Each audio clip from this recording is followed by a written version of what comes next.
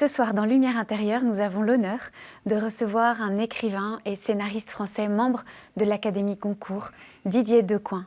Bonsoir Didier Decoing. Bonsoir. On est très heureux de vous recevoir sur ce plateau de KTO. Vous êtes déjà venu, je crois. Oui, ça fait une petite dizaine d'années quand même. Et j'espère revenir dans 10 ans. Mais bien sûr, mais bien sûr. En tout cas, on est très heureux de vous recevoir. On vous reçoit dans une actualité qui est ce livre de Charles Desjaubert sur Pier Giorgio Frassati que vous avez préfacé. Et peut-être qu'on pourra parler plus tard, plus longuement de Pier Giorgio. J'espère. Ah voilà, moi aussi j'espère. Mais là, on est heureux de vous entendre parler de vous. Alors, vous avez commencé par une carrière de journaliste. Oui, oui. Et puis après, vous êtes devenu écrivain. Oui, en fait, j'ai fait les deux en même temps. Mais j'étais un journaliste un peu fantaisiste au début. Trop fantaisiste. Par exemple, c'est une petite anecdote en passant, mais j'avais découvert, j'habitais pas loin du bois de Boulogne, et j'avais découvert qu'il y avait des gens qui pêchaient dans les petits lacs du bois de Boulogne. Donc j'avais dit à mon rédacteur en chef, il y a des pêcheurs, etc. Bon, c'est pas un sujet gigantesque, enfin si ça vous amuse de faire un reportage là-dessus, faites-le. Et il m'a dit, vous faites des photos aussi, parce que je n'ai pas déplacé un photographe. Donc j'étais parti pour faire ce reportage, et je me suis dit, il faut quand même que mes pêcheurs sortent des poissons.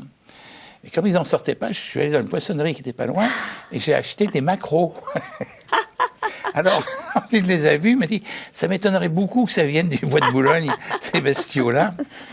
Voilà, c'était un peu mon genre Je me suis assagi par la suite. Et oui, parallèlement, j'ai tenté d'être écrivain.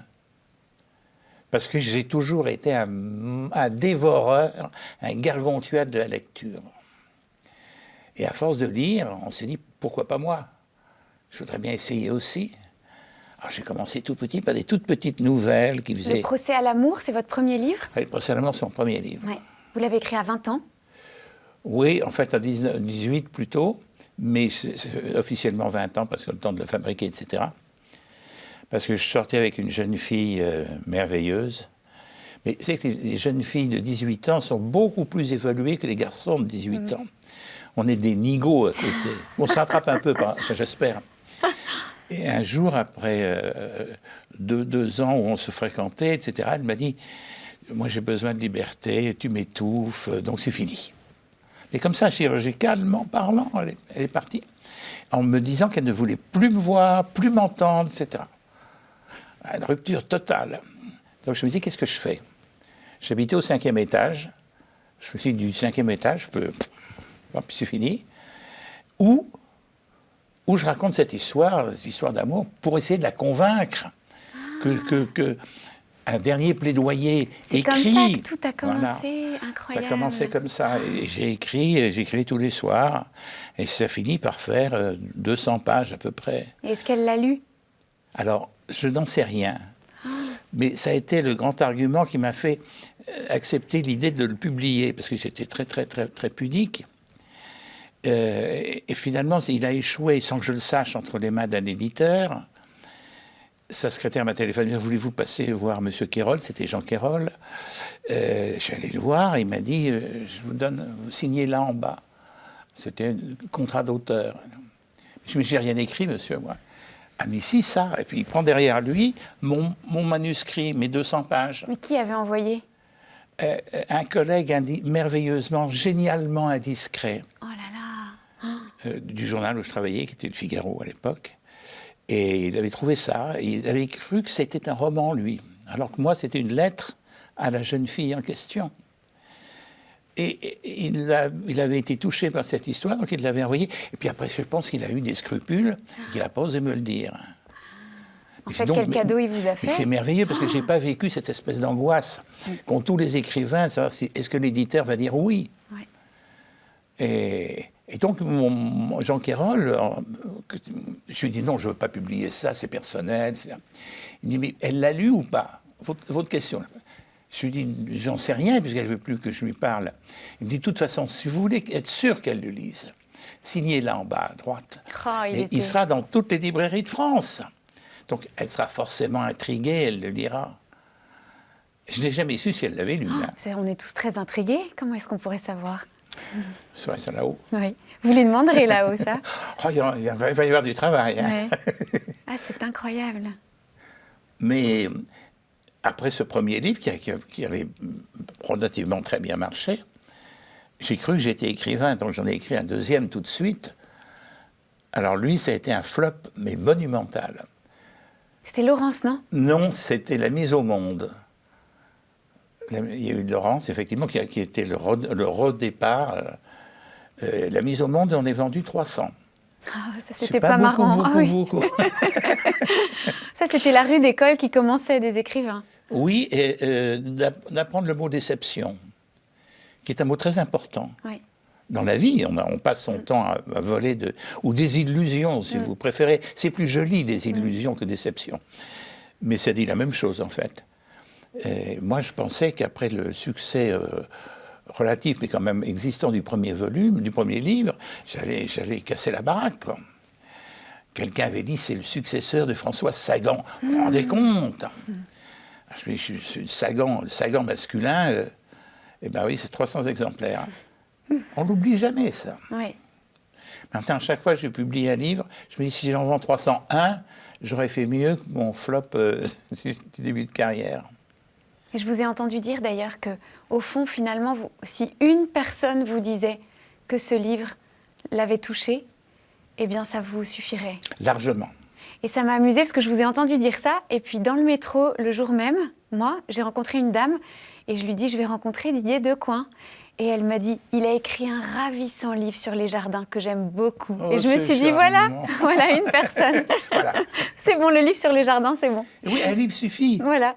Oui. Parce que quand je lis un livre, moi, de quelqu'un d'autre, je ne sais pas combien de lecteurs a cet auteur. Et ça vous est Mais égal. moi, s'il me bouleverse, s'il m'enchante, s'il m'émerveille, s'il m'emporte ailleurs, etc., ça suffit, je suis heureux. J'ai envie de le dire à l'auteur, je devrais le faire. Envoyer un petit mot de couturier, surtout avec l'Internet, maintenant c'est facile, mais je ne le fais pas et j'ai tort. Mais oui, une seule personne suffit. Cela dit, c'est quand même mieux quand il y en a deux, voire trois. Trois lecteurs. Alors, vous avez aussi écrit des livres dont on parlera, je pense, tout à l'heure aussi plus amplement, sur la question de Dieu. Et le premier, il me semble, c'est Élisabeth ou l'obsession de Dieu. Et ce qui m'a évidemment mis la puce à l'oreille ou intriguée, c'est qu'après, vous avez écrit un livre sur Élisabeth de la Trinité, mais ce n'est pas du tout la même Élisabeth. Non, mais c'est une bonne question, ça, parce que personne ne me l'a posé. Mais en fait, Élisabeth ou l'obsession de Dieu, c'était, ou Dieu seul le sait, le premier. Ah. Élisabeth ou Dieu seul le sait, c'était déjà... Mais j'osais pas écrire sur Élisabeth Cathèse à l'époque. Vous la connaissiez déjà? Oui. Ah, donc l'histoire de l'image que vous aviez trouvée, c'était avant ce Oui. premier livre, d'accord. Je la connaissais, je l'aimais. Enfin, je l'aimais. Oui, ça se voit que vous l'aimez. Très respectueusement. Oui. Mais je continue d'avoir pour elle une passion. Oui. Écoute, pas Pierre Chauchot, mais elle est formidable. Ils se connaissent très bien, vous savez, maintenant. Maintenant, ils se connaissent.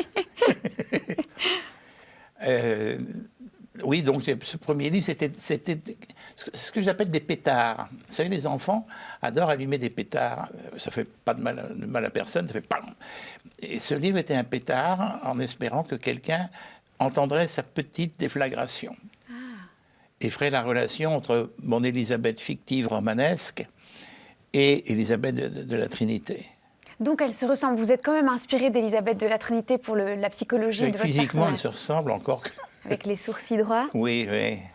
le petit nez. Ah, Élisabeth de la Trinité, en plus, est une fille ravissante. Oui. Oui, on sent que vous la trouvez jolie dans votre...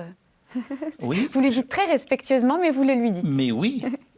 Ça, je lui dirais, parce que... Écoutez, c'est quand même plus joyeux de penser que le Seigneur se choisit des petites fiancées qui sont jolies. Pourquoi est-ce qu'il irait chercher des laidrons? Hein? Bon, moi je suis ravi, je suis enchanté. J'ai eu 2 fois cette sensation de me dire, il a quand même un sacré bon goût, le Seigneur, pour Élisabeth Cathèse.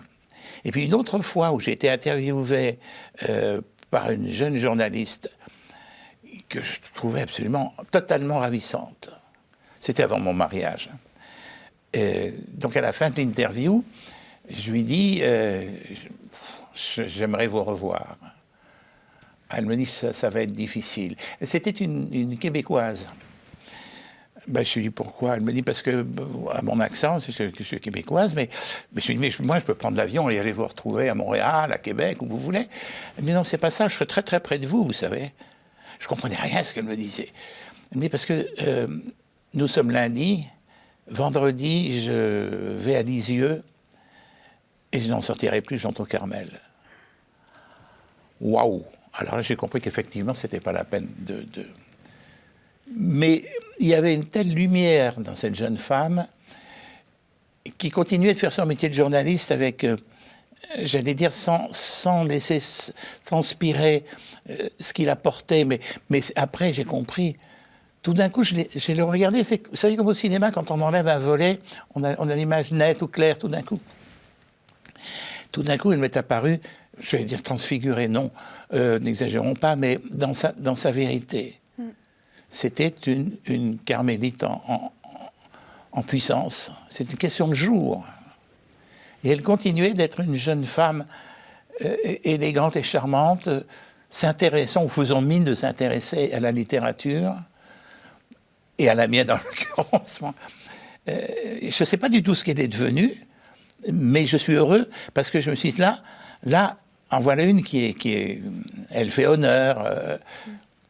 Au créateur. Au créateur, oui. Ben oui, mais cela dit, il devait savoir ce qu'il faisait quand il l'a créé. Hein. Mais pourquoi est-ce que les religieuses... Moi, j'ai une passion pour le Carmel, et les carmélites, évidemment. Mais pourquoi est-ce que ce serait forcément des laissés pour compte? Pourquoi est-ce que les servantes et les serviteurs de Dieu seraient des personnes ratées, acariâtres, grisâtres, brouilleuses? Non, pas du tout, il n'y a pas de raison. Si elles ont été effleurées par la lumière du Seigneur, elles doivent être... Vous savez, quand vous renversez des paillettes au moment de Noël, on jette des trucs brillants un peu partout sur l'arbre de Noël, partout. Il y en a qui tombent par terre, qui tombent sur vous, etc.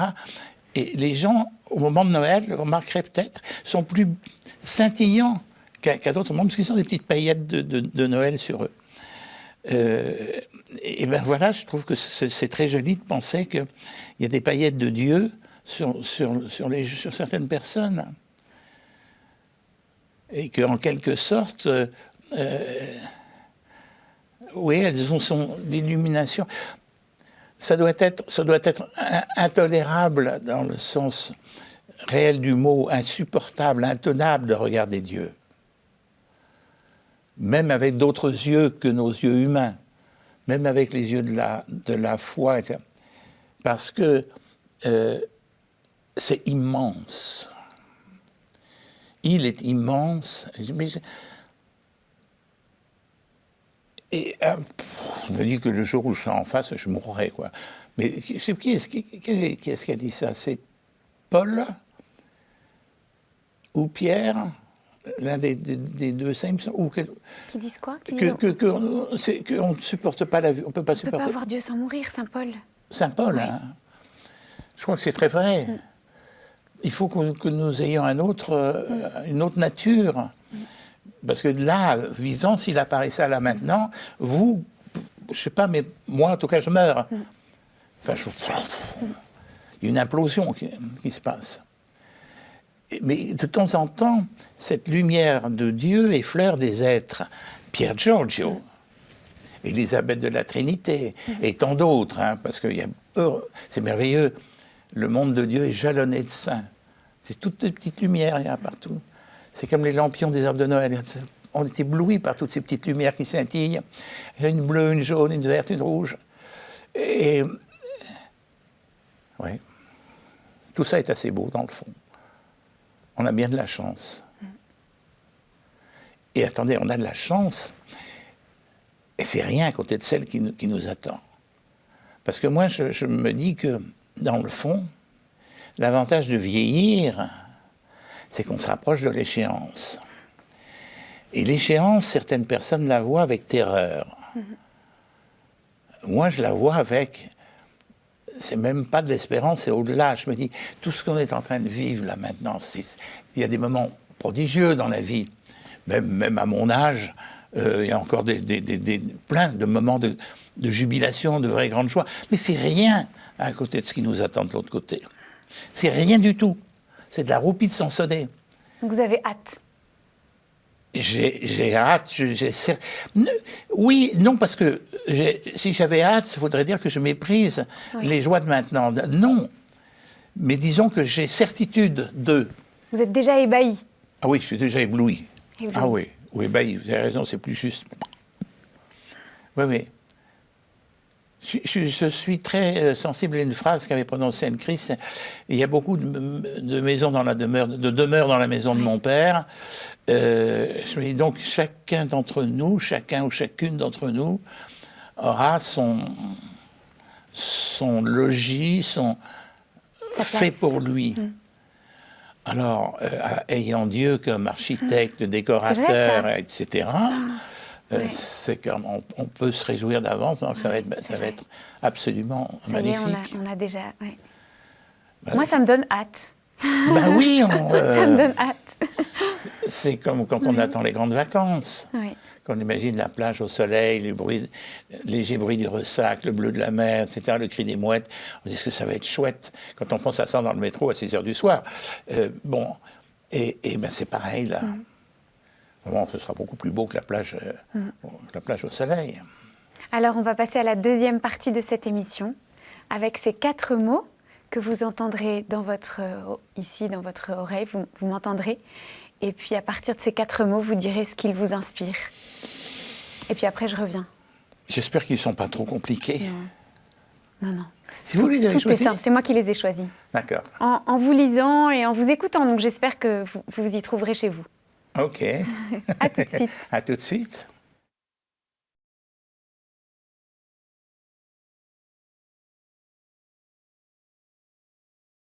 Nous sommes dans Lumière intérieure sur KTO et nous avons la joie ce soir de recevoir Didier Decoing. Et le premier mot auquel j'ai pensé en pensant à vous, Didier Decoing, c'est enfance. Vous me gâtez. Tant mieux.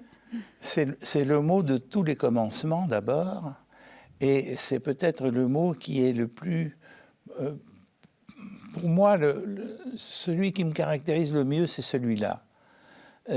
Parce que l'enfant, il a le droit de faire des bêtises. Moi, je fais beaucoup de bêtises, comme tout le monde. Mais un enfant qui fait des bêtises, c'est pas grave. Un adulte qui fait des bêtises, ça peut être tragique. Donc c'est un mot qui me touche beaucoup parce qu'il porte avec lui la notion d'innocence, ou en tout cas je ne l'ai pas fait exprès. C'est un mot merveilleux, c'est un mot d'enfant, ça, je ne l'ai pas fait exprès. C'est un mot qui me rappelle les mots du Christ sur la croix. Mon Père, pardonne-leur, ils ne savent pas ce qu'ils font. Ils ne l'ont pas fait exprès, c'est presque ça que Jésus voulait dire. Et le Christ sur la croix, c'est un enfant. C'est pas du tout Moi, quand je vois des représentations de crucifix, surtout dans les peintures, où on a un être agonisant, déchiré, défiguré, qui fait presque peur. Mais je me dis, mais c'est pas du tout ça. Il est un enfant. Vous savez, j'ai fait, à une certaine époque de ma vie, j'ai fait du cinéma médical, c'est-à-dire que je faisais des films pour des laboratoires pharmaceutiques, pour expliquer ce qu'était tel médicament, ce qu'était tel traitement, etc. Et un jour, je fais un film sur, je ne dirai pas le nom du médicament, peu importe d'ailleurs, mais il fallait que je filme une personne qui suivait ce traitement. Et c'était un traitement de fin de vie. Donc je demande à ce qu'on me trouve des personnes au bord de l'agonie. Et effectivement, à l'hôpital où on tournait, on trouvait une femme qui était dans un état c'était pas un petit doigt, elle était d'une maigreur effarante. Et elle avait, c'est le masque de la mort, c'est-à-dire que Les yeux étaient à la fois enfoncés, et en même temps, il n'y avait plus qu'eux qu'on voyait dans le visage. Et je dis, mais écoutez, madame, je suis désolé parce que je voulais vous filmer, mais je ne veux pas vous offenser d'aucune façon, ni vous embêter. Vous avez d'autres choses à penser qu'à chercher la lumière, etc. Elle lui dit, non, elle lui dit, faites votre travail. Oh, puis elle me dit, peut-être que vous me trouvez laide. Je lui dis, oh, pas du tout. Elle dit, mais vous auriez le droit de me trouver laide, parce que je me suis vu ce matin dans un petit miroir, je me fais peur à moi-même. Et en même temps, me dit-elle, oubliez ce que vous voyez. Je ne suis pas du tout la vieille dame que vous allez filmer. Je suis un petit bébé. Je vais naître dans quelques heures. Quand on dira, elle est morte, quelqu'un d'autre, quelque part, dira, elle vient de naître. Alors ça, j'ai trouvé ça, de la part d'une mourante, extraordinaire. C'est un des plus beaux partages de ma vie, d'avoir entendu ça.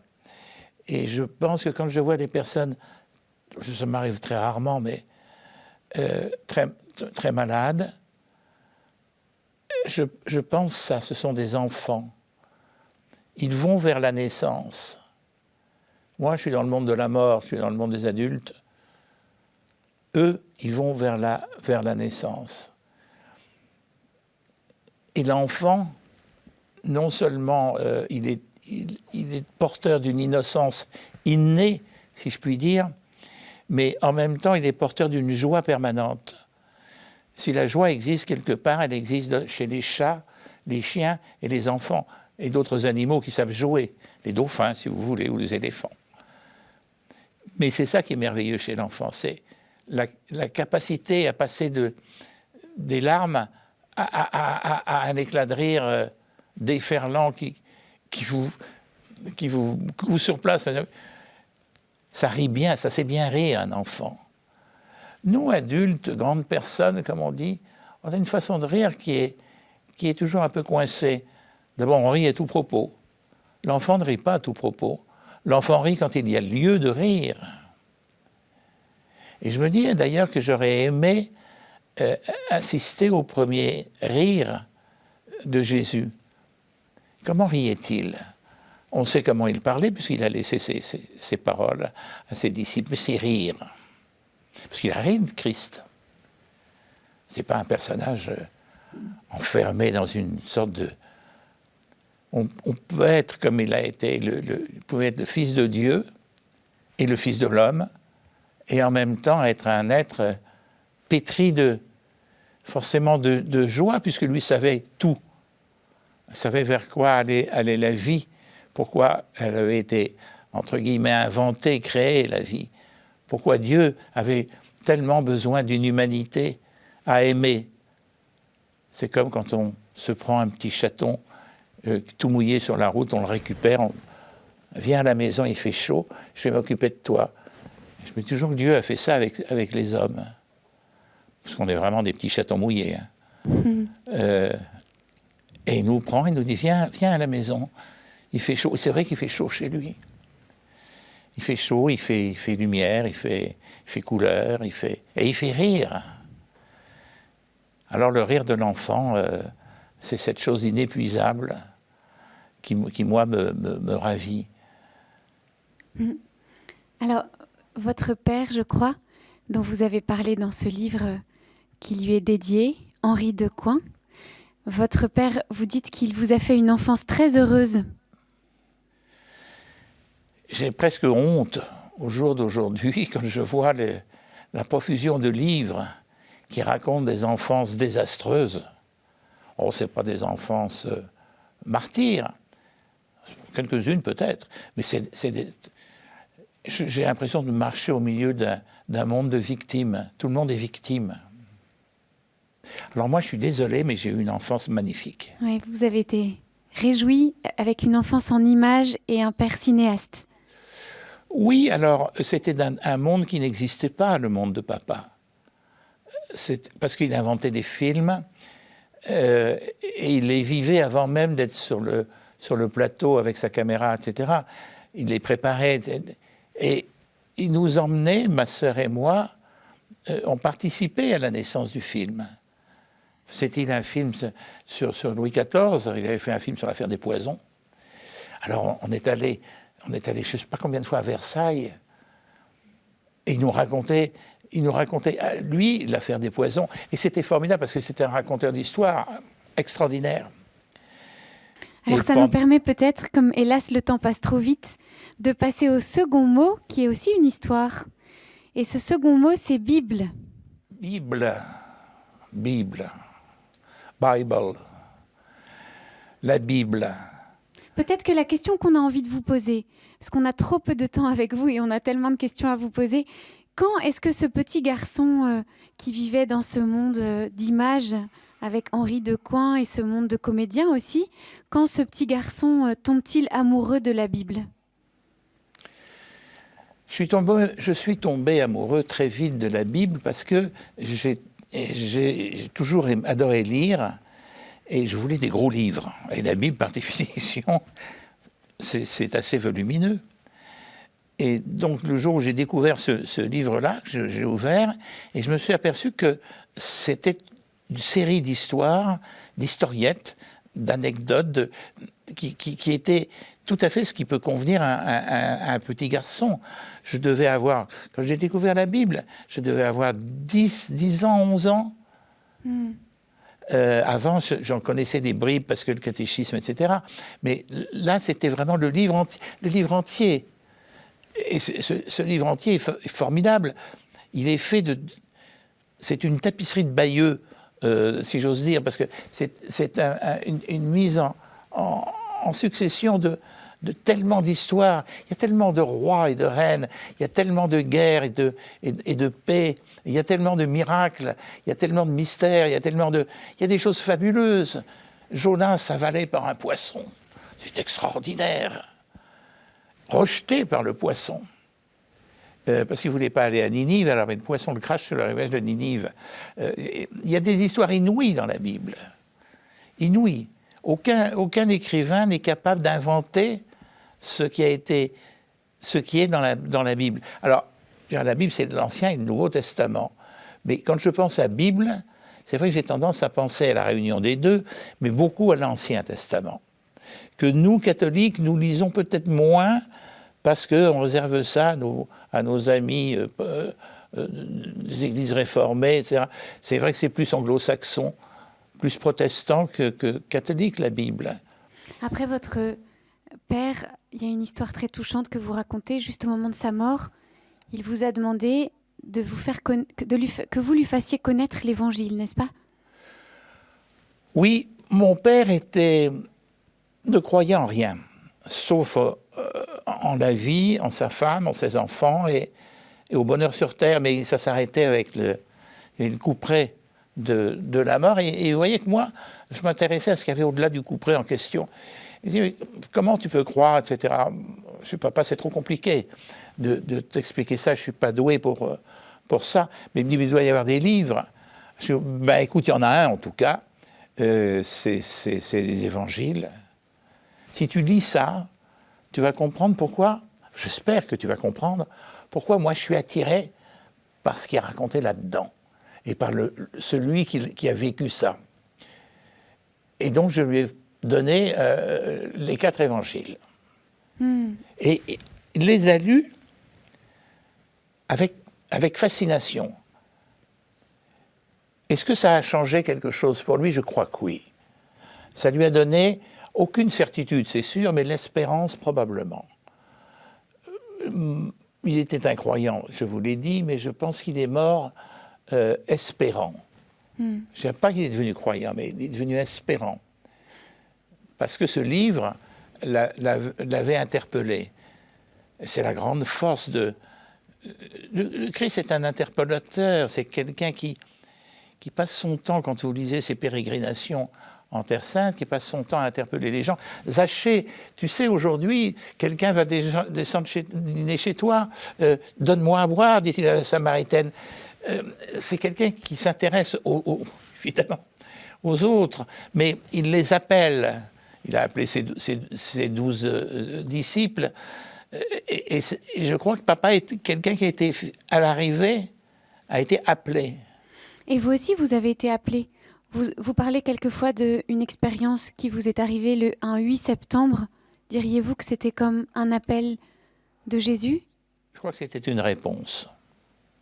Plus qu'un appel, ce qui m'est arrivé un 8 septembre était une réponse. Peut-être que vous pouvez expliquer aux téléspectateurs. D'abord, c'était un cadeau magnifique. C'était une soirée normale pour un jeune homme normal. Et la nuit était tombée, j'étais dans ma chambre. Et tout allait bien, tout allait bien. Et puis je suis allé, il y avait un lavabo dans cette chambre, je suis allé me laver les dents, pardon du détail trivial, et je n'oublierai jamais avec quel dentifrice, parce qu'il a il a le goût d'une révélation. Je n'ai pas donné son nom à l'antenne parce que ce serait too much comme pub, mais j'en ai le goût dans la bouche, et j'allais dire j'en ai le goût dans le cœur. Et au fur et à mesure que je me lavais les dents, une certitude m'est tombée dessus, qui était, je sais enfin pourquoi Dieu n'existe pas. C'était la certitude du non. Et au fur et à mesure que je me disais, je vais raconter ça au monde, je suis détenteur d'une connaissance inouïe. Nietzsche peut aller se coucher, hein. Renan aussi, tous ceux qui croient en des trucs là. Moi, je sais pourquoi il n'y a pas de Dieu. Et au fur et à mesure que je pensais ça, autre chose prenait la place de cette négation. Et l'autre chose, c'était Dieu est là et il t'aime. Et l'image que j'en ai, c'est le vase dans lequel on a laissé croupir de l'eau. Et c'est dégueulasse, ça sent pas bon l'eau croupie. Et que quelqu'un vide, parce qu'on va mettre de l'eau fraîche et transparente dans ce vase, donc il faut d'abord enlever la saleté qui est dedans. Et donc on nettoie le vase, et on met de l'eau propre. Et en timing, c'est difficile de savoir combien de temps s'est écoulé, mais tout d'un coup, ça a été une sorte d'explosion. J'étais arrivé à la conclusion totalement inverse de celle qui avait mis en marche tout ça. Je savais que Dieu existait et qu'il nous aimait tous. Et ça a été un truc fou.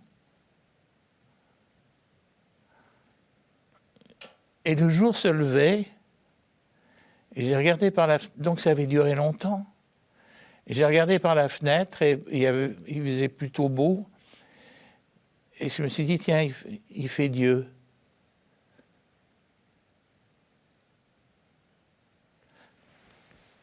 C'est une belle expérience. Mais je vous dis, c'est une réponse plutôt qu'un appel, parce que rien ne m'a été demandé et tout m'a été donné. Un don gratuit. Alors, on peut passer plein de gratitude avec vous au troisième mot. Et ce troisième mot, c'est Frassati. Frassati. On va parler de toi. Frassati, Pier Giorgio Frassati, qui a été canonisé il n'y a pas très longtemps, mois d'août, je crois. Oui, même tout début septembre. Au septembre, hein. Enfin, c'est récent. Et Pier Giorgio Frassati m'a été révélé par quelqu'un qui a énormément compté pour moi, qui était le père de Gève, Ernest de Gève, qui était un prêtre belge du diocèse de Namur, et qui a été, je dirais, c'est un peu prétentieux de parler de directeur spirituel, mais enfin, après l'aventure que je vous ai racontée du 8 septembre, il a bien fallu que je concrétise ça. Et donc j'ai cherché quelqu'un. Et un jour, je signais des livres, quelqu'un est venu s'asseoir à côté de moi. C'était un petit bonhomme avec un long nez pointu, habillé en prêtre, c'était un prêtre. Et il m'a dit, moi j'ai posé la question, vous voulez que je vous signe un livre? Oh, il me dit, si tu veux. Alors déjà, il me dit tu, on ne se connaissait pas, enfin, c'est pas très important, mais je me suis dit, il essaye de créer un lien. Et je vais vous appeler comment? Il me dit, je suis le père de Gève, du diocèse de Namur. Ah, vous passiez par hasard? Oh, pas du tout. J'ai pris le train ce matin pour venir te voir. Mais je me dis, qu'est-ce que je peux faire pour vous? Rien. Je voulais simplement qu'on se rencontre. C'est touchant. À partir de là, bon, la relation, c'est... Et un jour, il m'a parlé de Pier Giorgio. Il m'a dit, parce qu'il avait lui, il appelait ça ses amis. Les saints, c'était pas des saints, c'était des amis. Ses amis à lui. Il en avait quelques-uns. Et des solides. Et il me dit, parmi mes grands amis, il y a un Italien qui s'appelle Pier Giorgio Frassati. Je ne l'ai pas connu, mais je connais sa sœur. Elle me dit, tu sais, il est formidable. Hein. Il faudrait que je te le fasse connaître. Ben, s'il est au ciel et moi sur terre, et vous? Il m'a dit, mais il y a des livres. Donc il m'a donné de la documentation qui n'était pas encore très, très importante, parce que Frassati est resté discret, y compris chez les croyants. Et quand j'ai découvert, deux choses m'ont bouleversé chez Pier Giorgio. Vous vous rappelez, c'est un jeune qui est le fils de quelqu'un de très important. Son père est tout simplement le directeur de la Stampa. Alors la Stampa, c'est le plus grand journal, un des plus grands journaux d'Italiens. Donc, si vous voulez, c'est énorme pour lui. Il a un pouvoir terrible, le papa de Pier Giorgio. Et Pier Giorgio vit dans cette famille qui est la sienne, avec beaucoup d'amour, mais il ne se mêle pas du tout des affaires de son père et il ne lui pose pas de questions sur la politique. Ça ne l'intéresse pas du tout. Une seule chose intéresse Pier Giorgio, les pauvres. Il passe des nuits entières à courir la ville à la recherche de foyers où il y a des gens qui ont faim, qui ont froid, qui ont peur, qui ont mal. Et il leur apporte le réconfort qu'on peut apporter quand on a la foi et qu'on est capable de la partager. Et c'est ça qui vous a le plus touché dans cette figure? Ah, ça m'a terriblement touché, parce que je me dis qu'il y a des Frassati, il n'y en a pas des masses. Et une autre chose m'a touché, c'est quand Pier Giorgio est mort, donc ses parents ont décidé de l'enterrer à la campagne, où ils avaient une maison, et le matin des funérailles, le père a fait préparer sa voiture, etc. Il est monté à bord de la voiture avec la maman de Pier Giorgio, avec la sœur, etc. Puis ils sont sortis de la maison, puis ils ont commencé à rouler. Et bouchon, embouteillage Maus. Alors il dit, on va être en retard, on va être en retard. Mais qu'est-ce que c'est que tous ces gens? Qu'est-ce qu'ils foutent là? Il y en avait qui passaient devant la voiture sans se préoccuper que c'était une voiture en mouvement, etc. Et quelqu'un dit, mais c'est Monsieur Frassati, c'est pour votre fils. Du coup, mon fils, il dit, oui, pour aller à l'enterrement de votre fils. Il dit, mais qu'est-ce que je ne comprends pas du tout. Mais tous ces gens-là, ce sont les pauvres qu'il a aimés, qu'il a aidés, et les incroyants qu'il a sauvés. Il s'est aperçu, vous vous rendez compte, quelle révélation pour un père, il s'est aperçu qu'il avait engendré un saint. Parce que pour lui, il l'a canonisé à l'instant même. Mm. Oh, c'est fantastique, ça. Avec cette plaque qu'il a fait appliquer sur la maison, on sent qu'il a voulu réparer le fait de ne pas avoir bien compris son fils et de dire ici était un grand homme, ce qu'il ne lui avait certainement pas dit. Peut-être ça nous permet de passer au dernier mot. Et ce dernier mot, parce que cette émission va trop vite, ce dernier mot, c'est porc. Oh. Porc. C'est pas un mot, c'est un paradoxe. Parce que le port, c'est l'endroit où le marin monte à bord de son bateau et appareille. Mm-hmm. Et c'est l'endroit où le marin revient avec son bateau et débarque. C'est à la fois l'alpha et l'oméga du voyage maritime, le port. Et en même temps, il y a dedans l'idée de porter, bien que ce ne soit pas du tout la même origine, mais l'idée de porter. Nous avons tous un port, mais nous n'avons pas de port de départ. nous avons un port d'attache, qui est le port vers lequel notre bateau va. Et ce port, c'est de l'autre côté du monde, de l'autre côté de la vie. P-O-R-T et mort, M-O-R-T. À une lettre près, on est dans le... C'est la même chose. Et moi, je suis fasciné par le port vers lequel on va. J'ai toujours aimé les voyages en mer. La mer fait partie de mon univers, de ma fantasmatique, de tout ce que vous voulez. C'est un lieu de prière extraordinaire, la mer. Et j'ai toujours été passionné par les ports. Quand je prends un bateau, mais même un bête ferryboat, pas forcément on va dans un port que je ne connais pas. Un petit port français, je ne suis jamais allé. Dès que j'arrive là, je sais pas, tout m'interpelle, tout m'émerveille, etc. J'aurais adoré vivre dans un port. Il y a quelqu'un, est-ce que je vais me rappeler son nom? Non, alors peu importe, qui a écrit sur les ports, qui est plus qu'un marin. Quelqu'un qui avait compris ce qu'était la vie portuaire. En plus, c'est rythmé par des heures, comme la vie de l'homme est rythmée par des âges. Vous avez le port le matin, c'est le port des pêcheurs, qui partent chercher le poisson qu'ils vont vendre, etc. Et puis vous avez le port de midi, c'est le port qui dort, D-O-R-T, comme port. C'est le port qui dort, les bateaux sont tous amarrés, il y a un petit clapotis, ils se frottent les uns contre les autres, ils ont l'air contents, comme des animaux heureux, des petites bêtes. Et puis il y a le port du soir.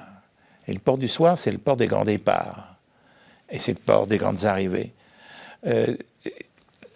La rythmique des ports est quelque chose sur lequel on devrait se pencher. J'ai écrit il y a fort longtemps un livre sur les voyages, qui est un ratage, donc ne le cherchez surtout pas. Et je me garderai bien de vous en donner le titre. Mais je devrais un jour écrire sur les ports. Parce que c'est vrai que c'est un monde très différent. Vous savez que pour le marin, quand on est en mer et qu'on cherche un port, il y a quelque chose de force. Tous les marins vous le diront, c'est extrêmement émouvant le moment où vous voyez soit les feux qui vous indiquent qu'il est là, le port, le feu rouge et le feu vert qui sont au bout de la jetée, soit simplement l'odeur du port. Quand vous êtes en mer, la mer ne sent pas grand-chose en soi. Mais quand on approche de la terre, il y a un mélange qui se fait. Et l'odeur de la mer à proximité du port est très extraordinaire. Moi, j'ai beaucoup aimé les ports et j'ai beaucoup marché dans les ports. Et je voudrais... Il y a un livre qui a un titre très beau, « Les quais sont toujours beaux ». Je ne sais plus qui l'a écrit, c'est un livre que j'ai chez moi et qui raconte justement ça, la splendeur des quais où des foules passent. Alors, il y a les émigrants aujourd'hui. Hier, c'était les gens qui partaient pour New York avec le groom, ses boutons d'oreilles, son chariot qui portait les bagages, etc. Merci Didier Descoings. Nous allons passer à la dernière partie de cette émission maintenant.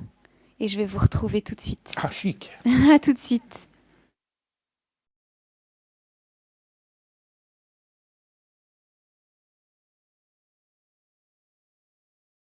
Didier Descoings, nous sommes dans Lumière intérieure sur KTO toujours. Oui, je suis heureuse de vous retrouver, vous y êtes bien? Moi je suis bien, oui. On était si heureux de vous entendre parler de votre enfance et puis de ce port définitif auquel peut-être on amarrera un jour le bateau de notre existence en ayant senti l'odeur arriver. Oh, ça sera impressionnant. Je vous ai entendu dire dans une autre interview que vous aimiez particulièrement le texte des Béatitudes. Et que ces béatitudes, vous aimeriez que ce soit le texte de votre enterrement, vous disiez. Ah oui, mais c'est grandiose. C'est ce qu'on attend tous. On passe son temps à dire regardez ce qui est en train d'arriver à X ou Y, c'est dramatique, c'est tragique, il faudra un chevalier blanc, Ivanhoé, où es-tu? Bon, et les béatitudes répondent à ça. On connaît tous des gens malheureux, où on est soi-même très malheureux. Et tout d'un coup, quelqu'un est sur une montagne et nous dit « Mais t'inquiète pas, tout va très bien.